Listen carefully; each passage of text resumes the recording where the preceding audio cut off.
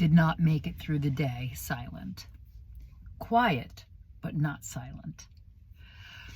And what I'm finding comes up for me today, and it makes sense because of tomorrow's holiday, is that in my family, which was not a religious family, our celebrations were almost always cultural, and they celebrated the family aspect of typically religious holidays.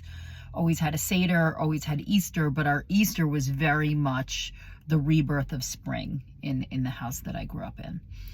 And so that's what I find myself coming and feeling.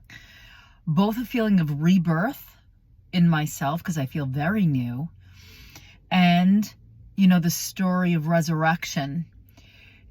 I talk about remembering your truest self, that you have everything that you need to heal yourself.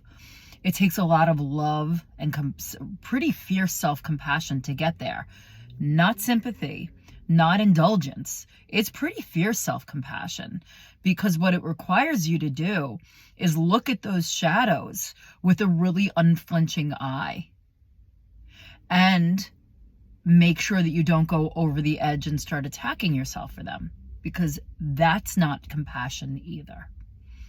So I guess what I ask you today is, where are you on your journey of self-compassion?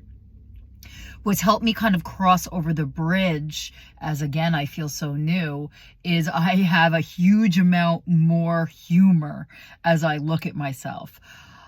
The other day I talked about how I miss things being dramatic, and I guess I also felt very self-important. Everything felt so like life or death, and now I don't feel that way because we don't get out of here alive.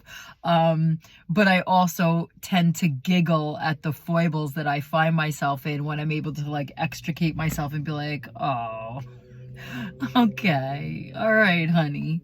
I'm glad you had to go through that for a minute.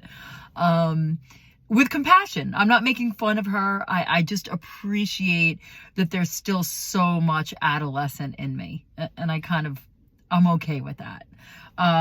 So that's what I ask you today and tomorrow, is as we go through this season of rebirth and resurrection, what are you remembering in yourself from your young self that you want to bring forth more? Where are you in terms of any transition that you're going through? And where are you in terms of how you speak to yourself and treat yourself with self-compassion? So that is the most words that I've spoken all day today. And I'm going to go back into that cocoon, and I will see you tomorrow.